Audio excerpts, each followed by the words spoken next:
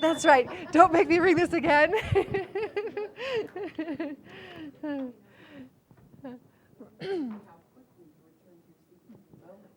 The moment, yeah. Okay, so let's hear some examples of reversing presuppositions that worked for you in your groups. I heard some going around. Amnesia? It means to be sad. What's this? To be rich, it means to be sad. To be rich? To be rich means to be sad.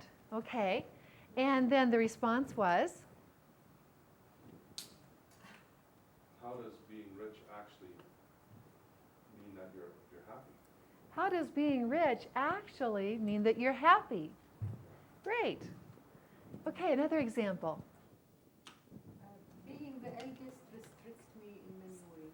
Being the eldest restricts me in many ways. And I was actually with their group at the time, so I wanted to make a bit of a point with this one. So being the eldest restricts me. The first response given was, of course, so how does being the eldest actually make you less restricted? And for Anwar, she just shook her head. So that didn't go in. So what we did then, the people in our group experimented with other ways of delivering the same pattern. So we're not changing the meaning of it, but we're just going to presuppose it now and see if that makes it effective. So the next one was, so in what ways what are some of the ways in which being the eldest enhances the possibilities that you have? Or something like that. And so this worked for Anwar. And so then another way too would be, so what was the other one? Now I've got amnesia for that. Yeah, that was, I was attempting to remember Diane's. Yeah, a paraphrase of what Diane had said. And so then one that I had said also, so what are some of the choices, Anwar, that you have because you're the eldest? So there's another example. So do you notice how the more deeply we go towards it being presupposed, the more that old belief just doesn't have a chance anymore? You know, it's because, well, it would have a chance if it were ecological and the person really wanted to keep it. There's always a way to keep a belief. But given that we're going towards something that is more resourceful for Anwar, that old belief just gave up, let go. Okay, so anything that you learned that you found useful or interesting in doing this process, isn't this particular pattern fun to play with? Did you notice that with some beliefs, it just isn't applicable at all? And then you just say, okay, forget that belief, we'll try it on a different belief. There are some beliefs that it's just not appropriate for, and others, it just works like a charm. And when it does, it's a terrific pattern. Okay, now, in your notes, you have a list of examples of all the sleight of mouth patterns run on a couple of beliefs. And they're kind of fun examples. They're not what you'd call serious ones. The one is, if you're late, it means you don't care about me. And the other one is, let me just get this in front of me too. Starts on page 9. Here we go. Your being late shows me that you don't care about me. And then the other one is, not knowing makes me feel foolish. And so going through and running the patterns on every single form and having examples of this, and also when there's a choice of applying it just to A or just to B or to A and B together, it gives you examples of all of that. So that can be a wealth of information later when you are brushing up on your sleight of mouth and developing your flexibility with the patterns. Now afterwards, I want to point out that there is a sleight of mouth worksheet that you can then use to do the same thing. This is something that I used to do when I was preparing for a client. If I had some idea of what I thought their limiting belief might be, I would go ahead and put that on the worksheet and go through and find examples of every form in advance. Then when I was with the person, their belief usually wasn't exactly what I thought it was, and sometimes it was totally different than what I had thought it was. Still, having done that, it warmed up the gears in my mind so that sleight of mouth patterns could roll off my tongue more easily. So it's a very useful thing for you to do at home to continue gaining flexibility with sleight of mouth. Now, we've had exercises already with many of these patterns, and there are a few patterns that we have not had an exercise with. Some of them are more what I would consider minor patterns. And so I just want to go over those so that as you look at your examples and do your own worksheet, you'll know what they are and how they work. So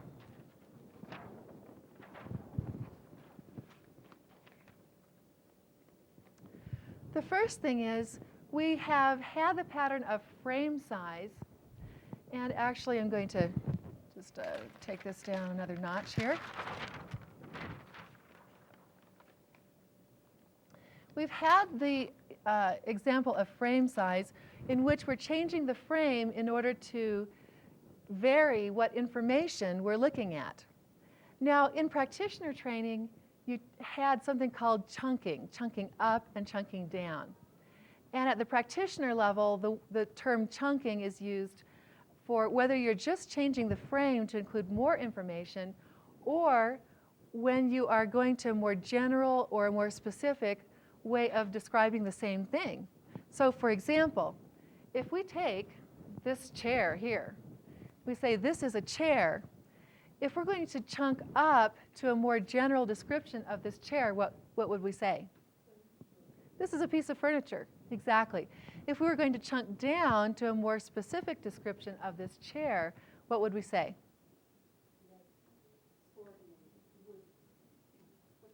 Okay.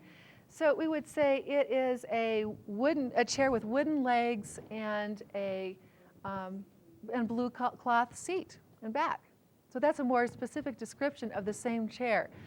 So notice that when you can chunk up and chunk down, you can do so without altering what's in the frame. You're looking at the same information, you're just describing it in a more general or a more specific manner. If we were going to change the frame size, however, we would change it to enlarge to include not only the chair, but the entire front of the room. Or we could move the frame to the side to, instead of looking at the chair, we'd be looking at the table.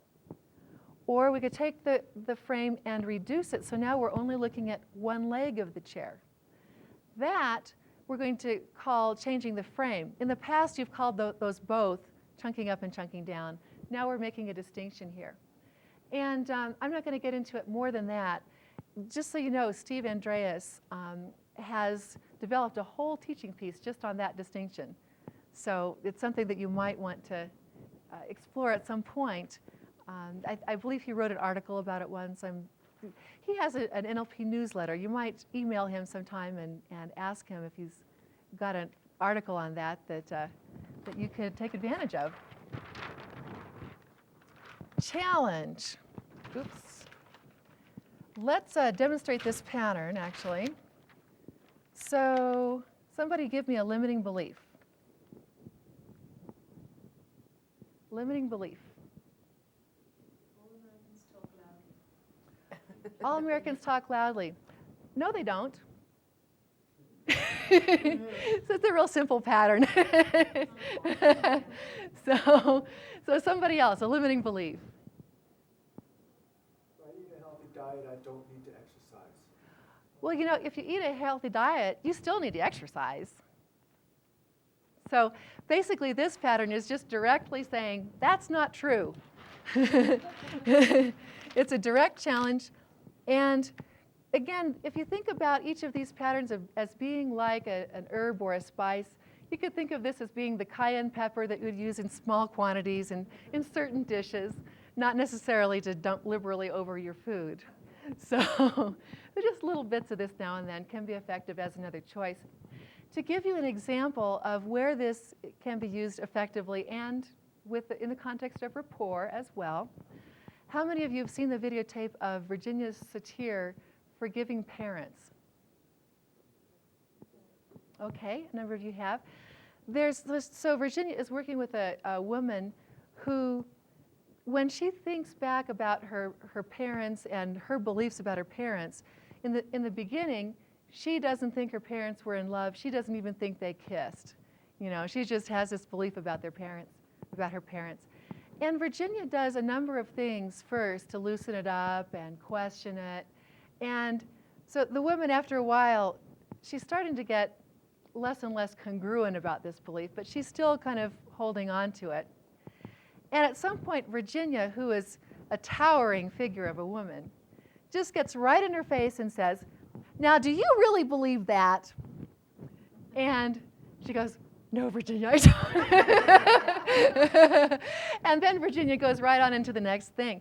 And Virginia is the master of rapport. So this was in the context of a very friendly, very connected, you could say, interaction that she had with a woman. So even though a challenge is one of the more blunt of the NLP sleight of mouth patterns, it can also be used in limited quantities in a context of a rapport-filled relationship. Okay, another small pattern. Give me a limiting belief, someone.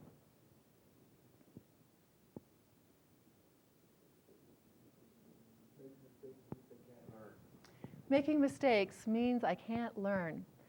So how do you know that making mistakes means you can't learn? Okay. Go ahead. Go ahead. All men are children. So how do you know that? Okay. And notice what happens in your experience. This is really, it could be considered a subset of the model of the world category. So how do you know that such and such is true? And asked with a certain tonality and maybe tilt of the head can introduce a bit of skepticism to the belief. Okay, now, so this last one is, well, actually last but one is analogy or metaphor. I'm going to give up on this sheet here. So analogy or metaphor. So all of the sleight of mouth patterns can be delivered in the form of a metaphor. That's just a form in which to put things. So one time I was doing this training with a group, and when we got around to this point in the training, one of the participants said, I just have trouble sticking with these little small chunk exercises. And by the way, the coaches and I had noticed this as well. He said, so I just can't get myself to just stick with this one little pattern. It's kind of like, spending my time chopping up the vegetables. What I want to do is I want to eat the soup. And we had also observed this, that with an exercise, he would tend to try to throw in everything in the world under the sun, rather than focusing on what was the piece that we were wanting him to be doing at that time. And so I said, okay, so your experience is these exercises are like chopping up vegetables as opposed to eating the soup. So I asked him, so now I want to understand this though. Do you really want to eat a soup that just has like a whole squash and this big onion with the peeling still on it and the carrot, all whole vegetables rather than having them be cut up ahead of time? And so now, if you step back from that a moment, what sleight of mouth pattern was embedded in that metaphor? Well, chunking was certainly embedded.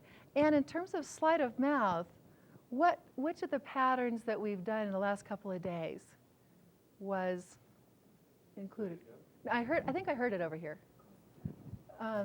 It involves a cause effect. So I'm doing something with a cause effect. So the person had this belief that if I don't chop up the vegetables, in effect, if I don't do these small chunk exercises, then I get to just eat this nice soup instead, right?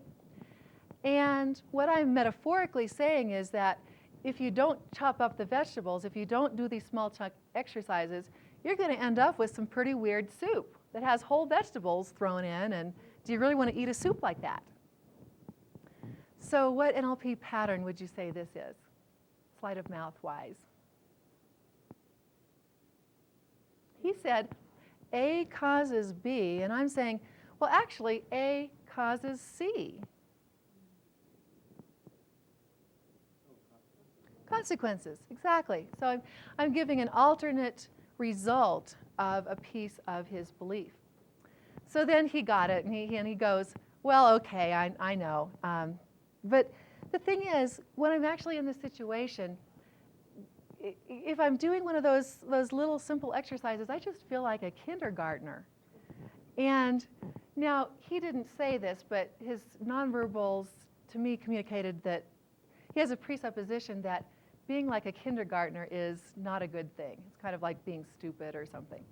So I responded with, so in what way is the wisdom of a kindergartner even more important or useful than the kind of wisdom that an expert has? Okay? And that, again, he had kind of the smoke effect, the smoke coming out of his ears effect. So what pattern was that? In what way is the kind of wisdom that a kindergartner has even more useful to you than the kind of wisdom and understanding that an expert has? I think I heard it somewhere, but... Is it reversing presupposition? Yes, it's reversing presupposition. So his belief was being like a kindergartner is bad somehow, although he's not saying it verbally. And so I'm saying, how is being like a kindergartner actually even better than if you were not being like a kindergartner? Okay, and in this case, I simply took the metaphors that he was already presenting me with and utilizing those. All right, so, yes. Yes. In the reality strategy, if you tell someone, how do you know that? And he says, I just know. What would you say? He says, I just know. So if I wanted to, If you say, how do you know that? I'll say, I just know. Yeah, I just know. So, well, if I wanted to stay with that, I might just kind of let it go and go on to a different pattern. But if I wanted to stay with that, and I'm considering this as a way of gathering information as well as a way of potentially loosening the belief, then I might say something along the lines of, well, when you're actually in the moment and you are forming this conclusion, what is it specifically that lets you know that this is so? So assisting the person in associating into the time, into a specific example when it's occurring, I find very useful in getting more detailed, specific information from the person. Okay. So, and then the reverse pattern that Diane was giving us an example of earlier is another one that can sometimes be useful that you can play with if you'd like. And an example I can give you for this in the arena of, you could say, social forces in the context of discussing what things cause other things in the world. There's a common belief, of course, that poverty causes crime. And there's, of course, a great deal of evidence to support this. I read an article that actually what happens is crime causes poverty. And if you look at it that way, there's also a great deal of evidence to support that, too. So there's just an example of taking an A causes B and saying, okay, well, what happens if we change it around to B causes A? Sometimes that can be a useful move and often not. It's just a useful choice to have in your pocket. Pull out when it comes in handy. Okay, so those are just, again, some miscellaneous patterns you can play with along the way and use when you're doing your sleight of mouth worksheets afterwards. Now,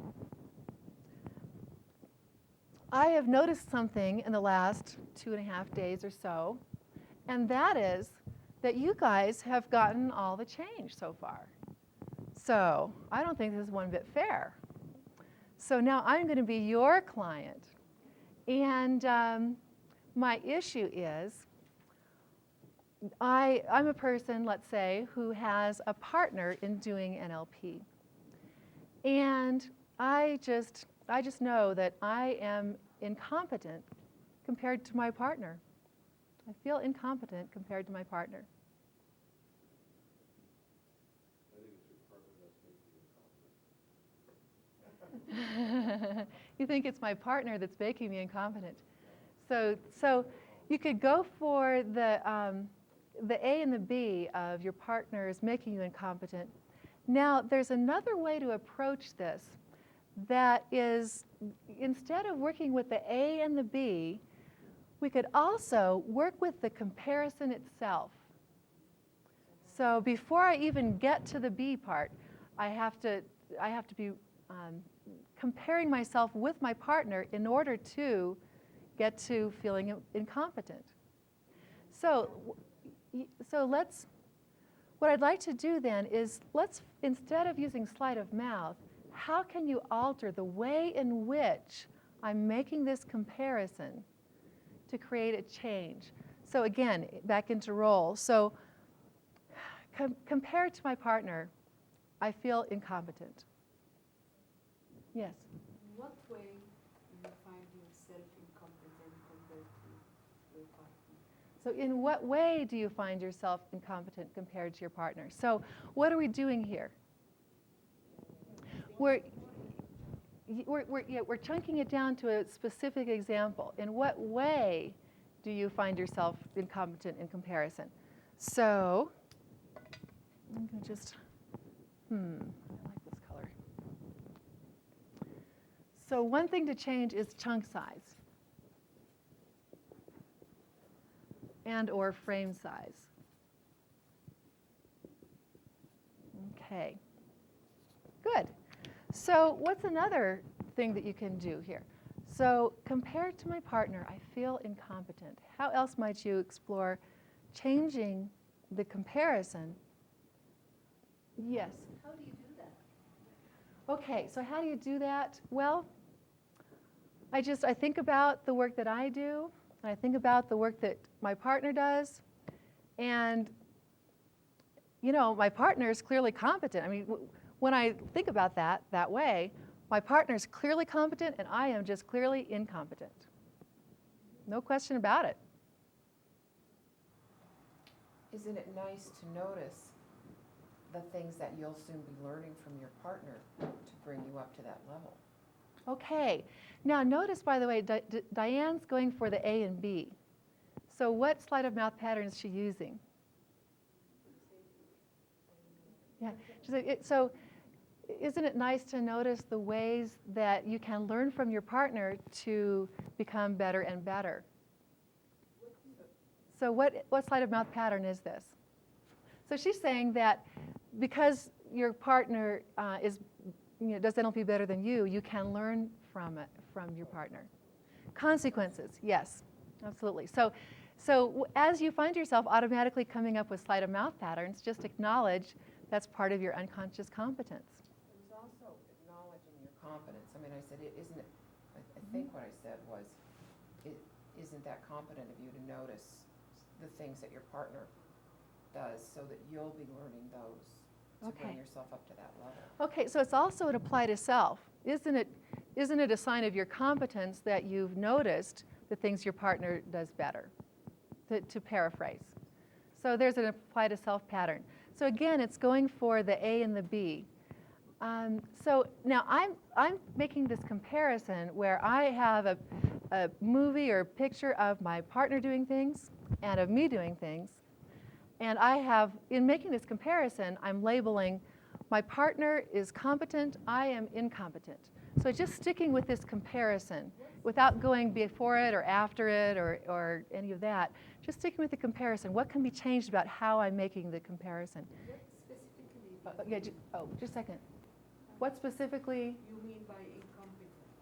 Okay, so that's going for the definition of competent. Well, he does things well and gets results. In comparison, I don't do things well at all and I don't get results in comparison to him. Okay, so that gets more clarity on what I mean by competence. It hasn't, so yeah. I'm curious in the work that your partner does and the work that you do, how many differences there are between what you do. In other words, does your partner see different types of clients? What are the differences here? Oh, so what else is different? Well, he works with more difficult clients and he still gets results. More difficult to bring home. So what do you mean by difficult? So you're going for meaning. Just notice you're going for meaning of difficult or meaning of competence. And so that's, Trying to list the criteria you're using for the comparison itself. uh-huh, okay. So yeah, and I would call that still meaning. So, so what does competence mean to you? What is different? What does difference mean to you? So again, it's in the realm of complex equivalence. I would consider that. So, And I'm wondering just how much competence your partner has, I was just going to try and do a reversal. Your partner has gained from, let me move these. This is probably not a good thing to have on the flip chart, because this is all stuff to do with A's and B's. Okay, so we're doing something with a comparison now, so we're not going to use those things now. We're just playing with how can we change the way I'm making this comparison.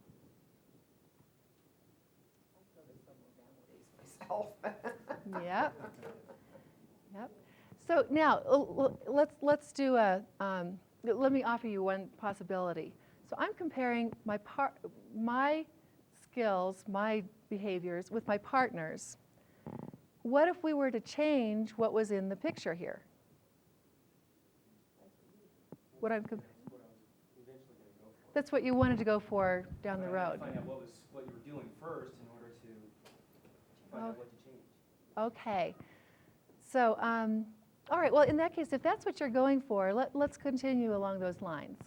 So, what was your question then? Well, I think my original question was, what is it that your partner and you do differently? What is it that we do differently? And As far as your practice, the types of Practice. clients you see, and those types yeah, he works with the really tough cases, and I work with the easier ones.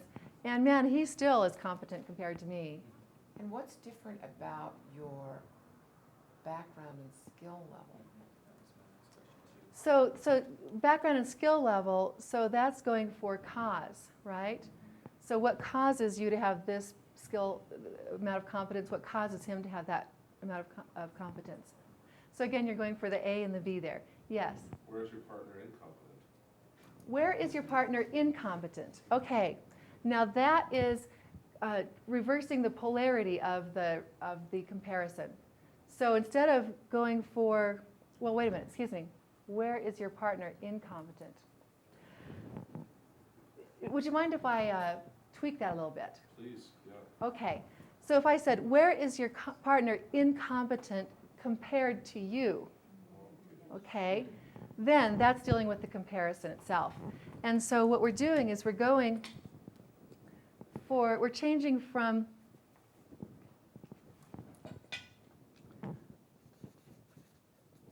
match, mismatch of the criterion. So instead of going for where does my partner match the criterion of competence and I don't, where does he not match it and I do?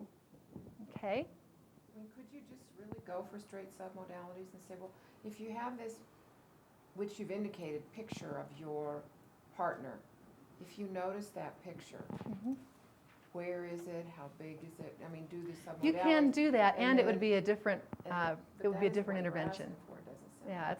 we're asking for something else.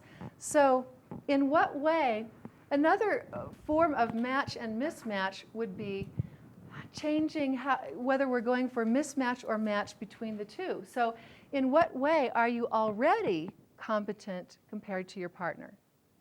Okay? So that changes from incompetent compared to him to competent compared to him. All right? Now also, if we're dealing with some beliefs,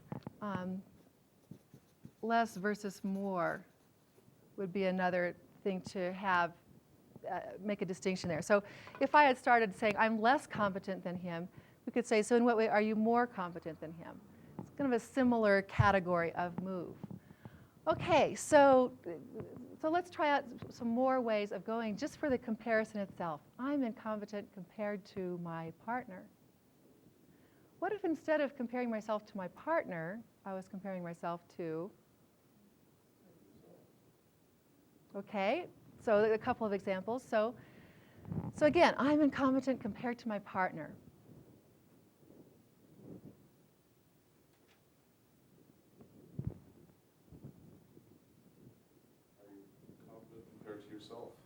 Okay, now, in order to compare myself to myself, so in order to compare myself, yeah, which times have you been competent goes for example. But to make a comparison, then I need two things to compare. So how am I competent now as compared to when I started? Exactly. So I need two representations of myself then in order to compare them and hopefully have the conclusion of being competent. In what way am I competent now compared to when I started? What have you noticed about the increase in confidence that you have ongoingly? What, say that again. What do you, I don't remember what I said. Okay. As you What do you notice about your increasing level of confidence? Okay. As you make these comparisons, What do I notice about my increasing level of competence? Using these comparisons to grow. Now, when you add using these comparisons to grow, you're doing sleight of mouth again. But what do you notice about your increasing level of competence? Now that is a self-self comparison, and in addition, is it still a digital comparison like I started? It's analog, yeah. So instead of just being competent versus incompetent, we've gone to increasing levels of competence or more and more competence. And that move can be a very useful one in dealing with comparisons. So.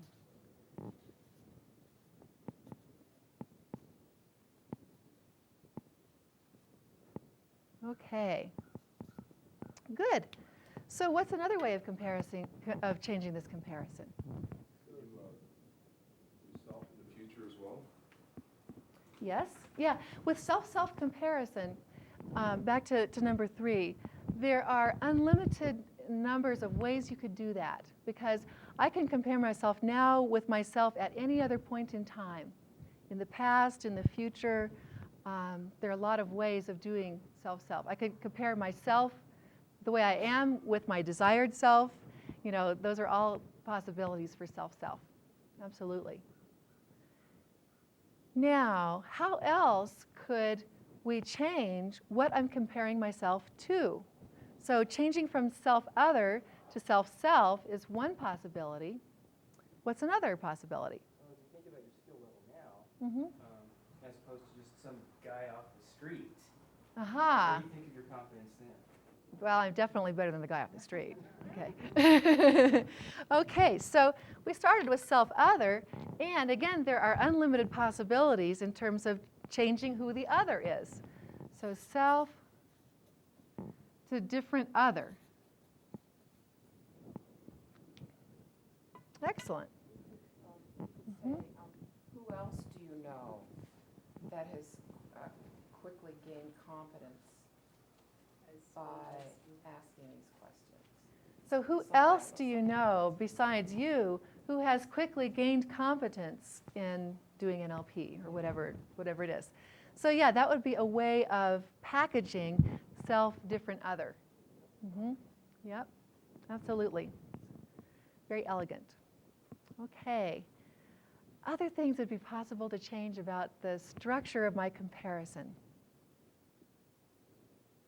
When I compare myself with my partner, I feel incompetent.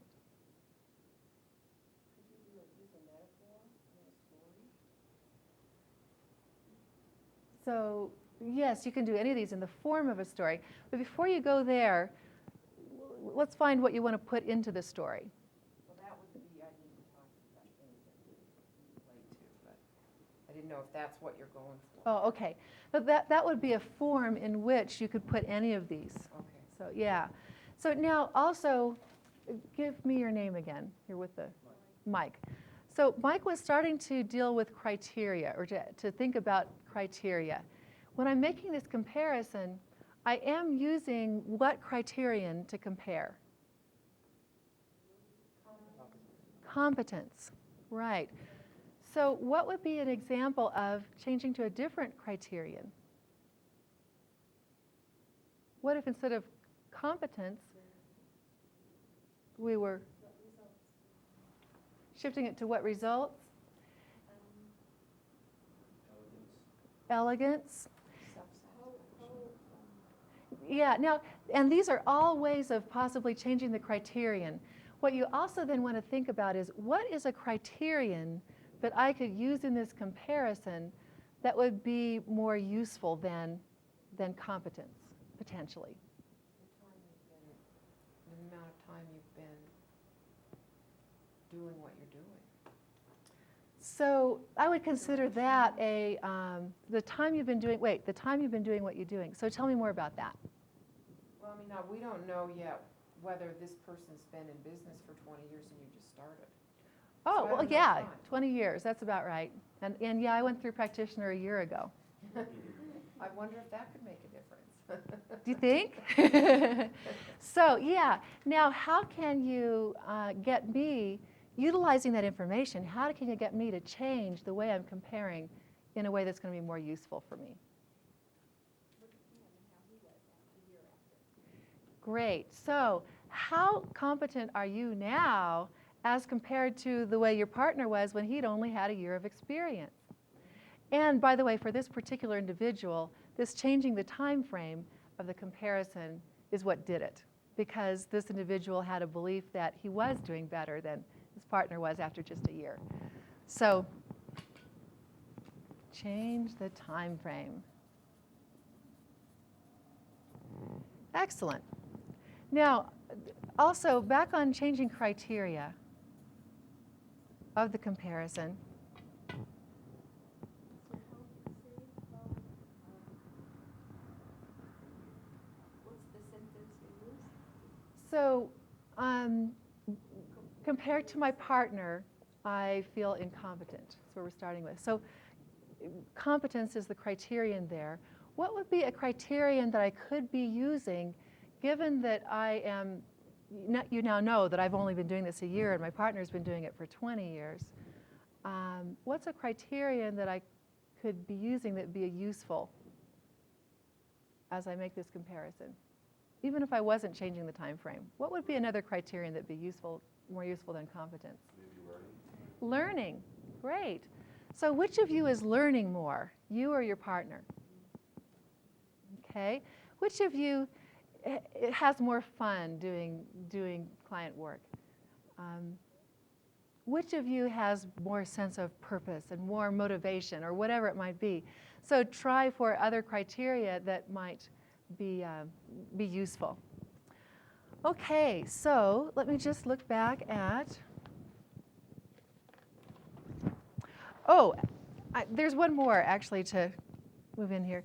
This may or may not be an extremely useful move, but it's another choice to have. It's not as strong as some of the others, I think, in this situation. But we can go for a different other with a different other. So is there someone who does NLP so well that it makes your partner look incompetent in comparison, or something like that? So that's another thing you could play with. All right, now let's just look back at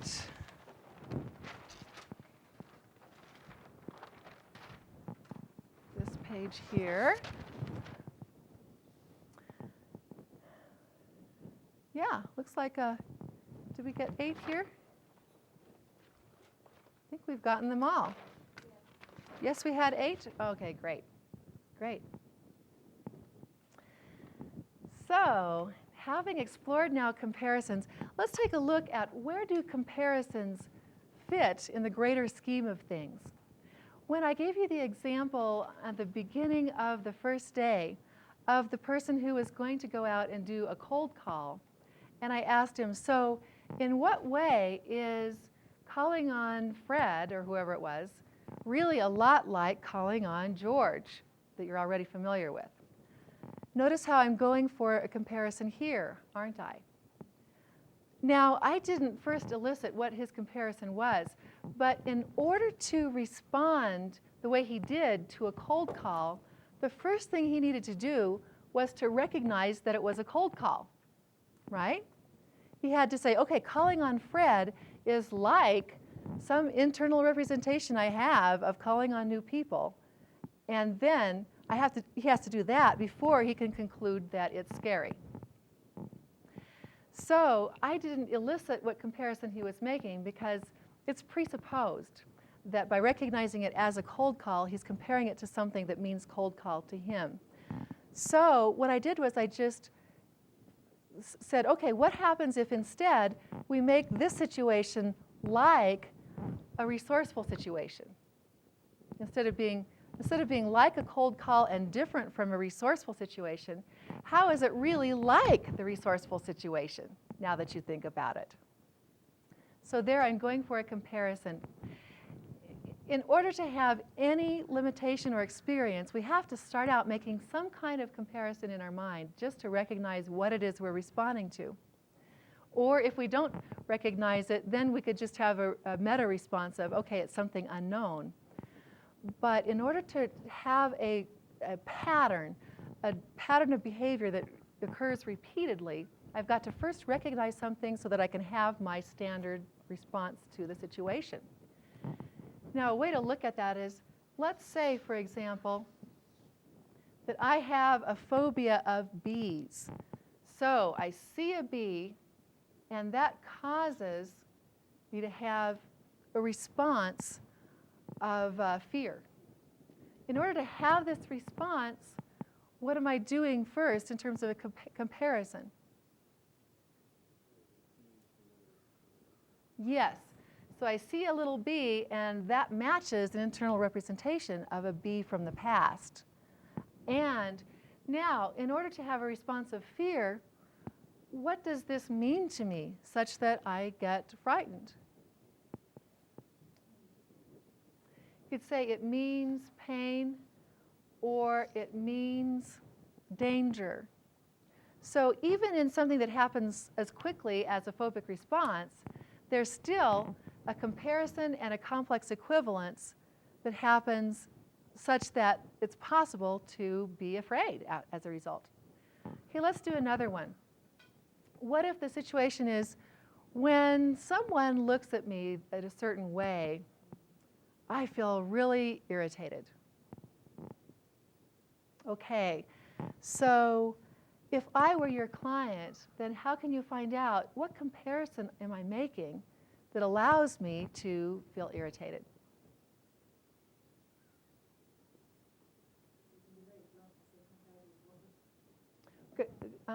What is compared with what? I feel irritated compared to how I felt a minute ago. So did you want me to compare the irritation, or did you want me to compare something else? Yeah, there we go. So it's possible to look at comparisons anywhere along the way. What we want to look at is what comparison is made that starts the whole sequence going. So when I look at this person, what comparison am I making that allows me to then feel irritated? To other, I haven't gotten to the feeling part yet, but yes. So I'm comparing this person's looking at me to some other image, to my father giving me that look, or whatever it might be. So what a person could ask, for example, so as this person's giving you this look, and you recognize that it's one of those looks, so what does this look remind you of? What are you comparing this with so that you even recognize that it's one of those looks? Now, that's what we're going for with dealing with comparisons, is what comparison am I making that starts the ball rolling in this process? Now, in order for me to feel irritated, it has to mean something to me also, doesn't it? So how might you find that out?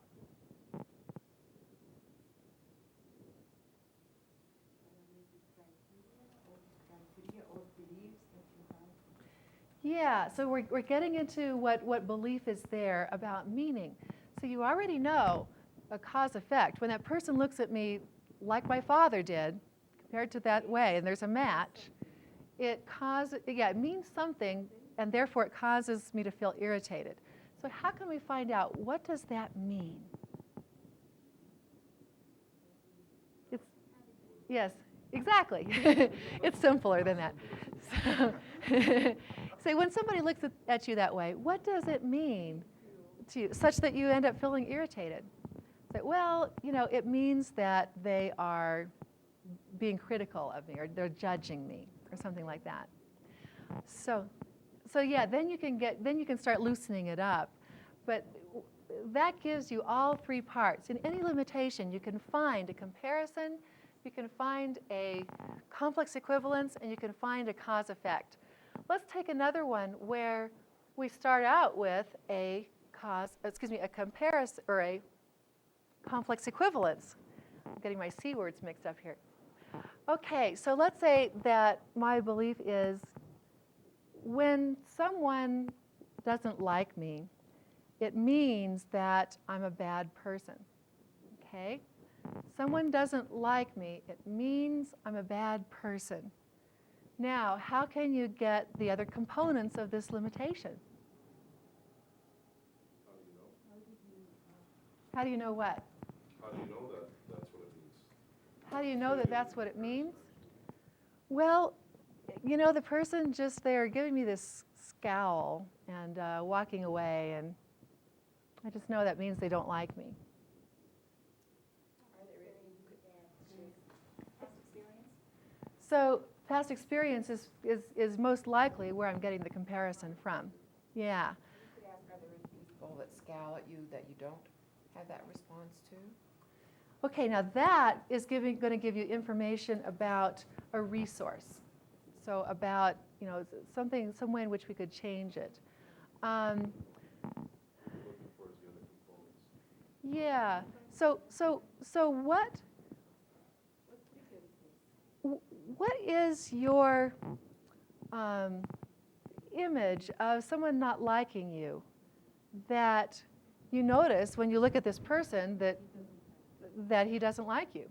Now, usually you wouldn't necessarily have to get that in order to change it. So, but if you really wanted to get it, that's what you're going for is, so what is the representation that you have in your mind? What is it that it's your understanding of someone not liking you that you recognize when you are looking at this person? Okay? What causes that? Doing a transderivational search, doing a guided search back to the first time you had this response would be a way to get a likely standard of comparison. Because very often that, whatever imprint experience we had that formed this belief is the comparison that we're still making. Okay, now, so it means that, what did it mean again? People don't like me. It means that I'm a bad person, I think. So it means I'm a bad person, then how can you get the effect of it? And what does that cause? What does that cause? Or how do you respond to that situation? Okay? So does this make sense to you that for any limitation, we're going to first compare to some internal standard to recognize the trigger as a trigger for a particular meaning, which causes a particular response. So does this make sense as far as how these components we've been dealing with fit together? Yeah, that makes sense. Okay. What is challenging is how to unearth How to unearth it. Okay, let's see. Well, let's do something with that, shall we? Let's look at specifically dealing with a comparison. So who here has a limitation that you would like to explore, loosening up some? And I'm going to just explore, the comparison aspect of it. If not all limitations have a comparison involved that would be really useful to address directly as a comparison. So let me find out some possible limitations and maybe pick one I think that would work for a demonstration of this. I notice that other people are much better at public speaking than I am. You notice that others are much better at public speaking than you are. Okay, now that could be a really good example. You've already come up once while I've been here, so hold on to that and let's see if somebody else has one. Okay? Nobody else has one? Then Oh, you want somebody yeah, somebody else, somebody to come up here. Please go ahead. Who has a limitation that in which we can explore the components of the limitation as well as dealing with the comparison to change it? I don't particularly like to stay organized. You don't like to stay organized. Okay. So hang. My belief is that it's no fun to be organized. It takes time away from things I want to do. It's no fun to be organized, and it takes time away from things you want to do. Okay, hold on to that for just a moment. Let's get another example.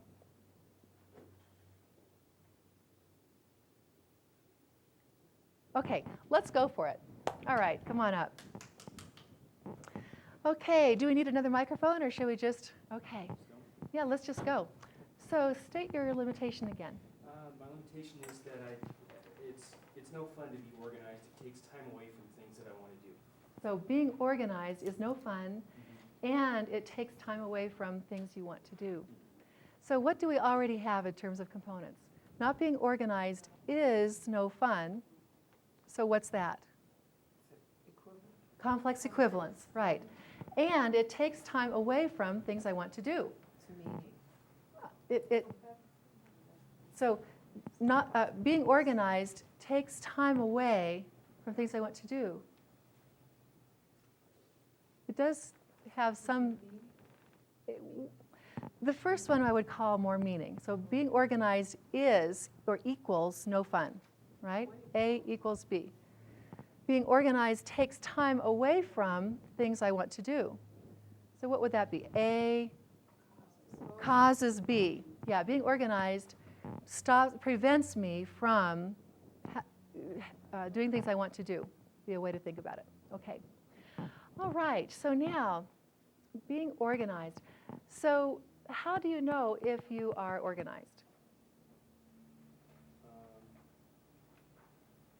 By looking around whatever I'm doing, my house or the cubicle at work or whatever, and comparing that to my image of what clean or organized would be. Okay, so you have an image of what clean or organized would be. You look around your house, and it does not match. Okay, that's very clear. Now, would this be a useful comparison to change? His wife would like him to change it. Well, his wife would like him probably to change this image over here, but in terms of, okay, here's my image of neat and organized. I can look around and see clutter and recognize that it isn't organized right now. Would you want to change that? It's not useful. So I wouldn't change this comparison itself. However, let's see what happens if we go earlier in the sequence. If the comparison that comes up right away seems like a keeper, then I'm going to go for, so what stops you from going ahead and being organized? Like in the moment when you could do some organizational activity and yet somehow you manage to keep yourself from doing so. What stops you from going ahead and doing so? I visualize the cleaning something, the activity of cleaning, and visualize something else I could be doing, and say, this one looks better. Okay, okay. Now, do we have a comparison to go for? Okay. So compared to doing something else, what would be an example of the something else? Reading an interesting book. Okay. Compared to reading an interesting book, cleaning up or organizing the room doesn't look as appealing. Earlier you used the word fun. Doesn't look as much fun. Doesn't look like as much fun? Okay, great. So that's the comparison. Now let's look at all these possible components to change and go for it. Go for it. Just kind of look down these components and think, what might be a useful thing to use to tweak this comparison?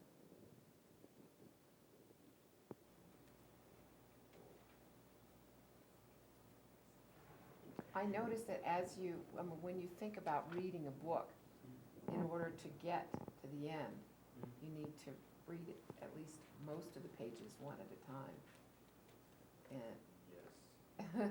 and I wonder if getting to the end of if the end of the story of organizing your office could be as interesting or compelling. I quit books when they're not interesting or fun. Okay, all right. So now, Let's try. the piece of this that applies to the comparison is she's going for match, mismatch. And she's also, in addition, she's changing the chunk size or frame size. And so she's going, as you're doing, a piece of the organization as compared to, a page of the book, how is this as fun or more fun, right? Okay, it didn't fly. It didn't fly, but it was certainly worth going for. Okay, by the way, just to kind of lay out the comparison here, what we have to start with is, so organizing as compared to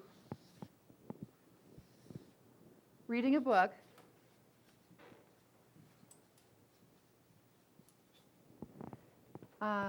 is less fun or appealing.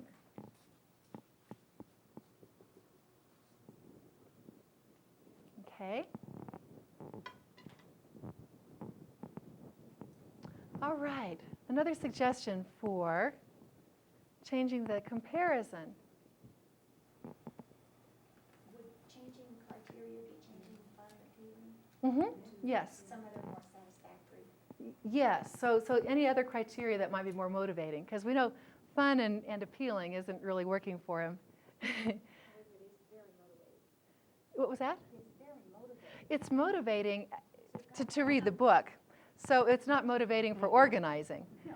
So yeah, it's very motivating, but not for the purpose we want. As much juice as Yes, yes, yes. So for changing criteria, what could we imagine might have as much juice or more than fun and appealing that could then motivate him to be organizing the room? Being the master of your domain. Okay. Okay. You're still stuck in that whole, the thing that we did last night, buddy. So It might be a good position to be stuck in. So let's take the general idea and say, okay, so compared to reading a book, organizing isn't as fun.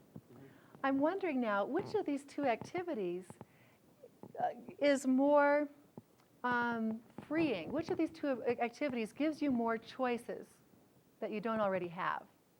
Depends what I'm reading. Depends on what you're reading. Okay, so that one didn't work as well. Which of these? Yes. I'm getting a change time frame situation here. Okay. How so? Time frame for reading and time frame for organizing. What if organizing didn't need to be done until after you finish the book? Okay. So you're dealing with time frame, and in the context of what happens after the comparison. So as opposed to comparing reading a book now with organizing your room later, that would be changing the time frame within the comparison.